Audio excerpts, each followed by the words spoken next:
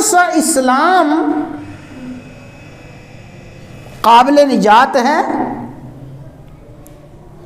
کس طرح کا اسلام اللہ کی رضا،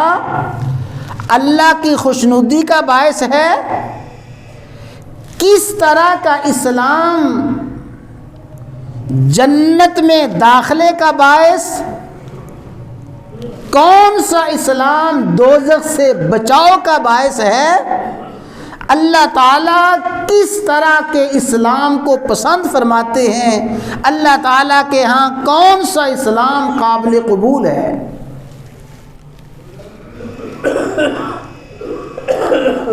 فرمایا یا ایھا الذین آمنوا ادخلوا فی السلم کافہ، اے ایمان والو، اے ایمان کا دعویٰ کرنے والو، ایمان کا اظہار کرنے والو، ایمان اور مومن کے نعرے لگانے والو، ادخلوا فی السلم کافہ،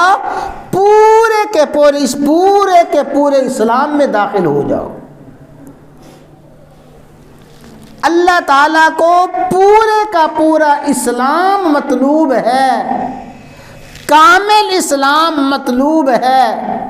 اور کامل اور پورے کا پورا اسلام ہی اللہ کی رضا کا ذریعہ ہے،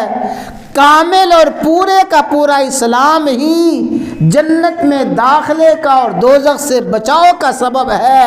ناقص اسلام اور ناقص ایمان اللہ کو مطلوب نہیں ہے، ناقص ایمان اور ناقص اسلام اللہ کو پسند نہیں ہے۔ ادخلوا فی السلم کافہ، پورے کے پورے اسلام میں داخل ہو جاؤ۔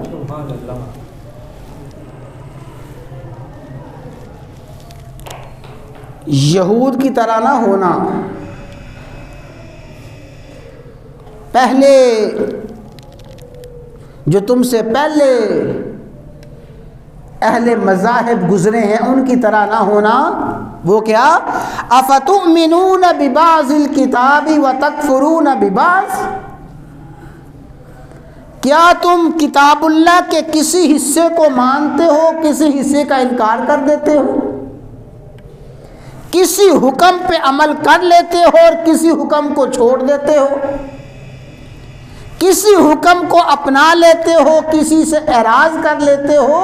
افتؤمنون ببعض الکتاب وتکفرون ببعض، کیا تم کتاب کے کسی حصے پہ عمل کرتے ہو کسی حصے کو چھوڑتے ہو؟ تو سنو، فما جزاء من یفعل ذلک منکم، جو کوئی بھی یہ کرے گا، جو کوئی بھی اس طرح کا طرز، جو کوئی بھی اس طرح کا طریقہ اختیار کرے گا تو اس کی سزا یہ ہے، الا خزی فی الحیات الدنیا، اس کے لیے دنیا میں ذلت ہے، ویوم القیامت یردون الی اشد العذاب، وہ ناقص اسلام اور ناقص ایمان پہ چلنے والا دنیا میں ذلیل اور رسوا ہے، آخرت میں سخت ترین عذاب میں مبتلا کیا جائے گا۔ تو اللہ تعالیٰ کے ہاں قابل قبول اسلام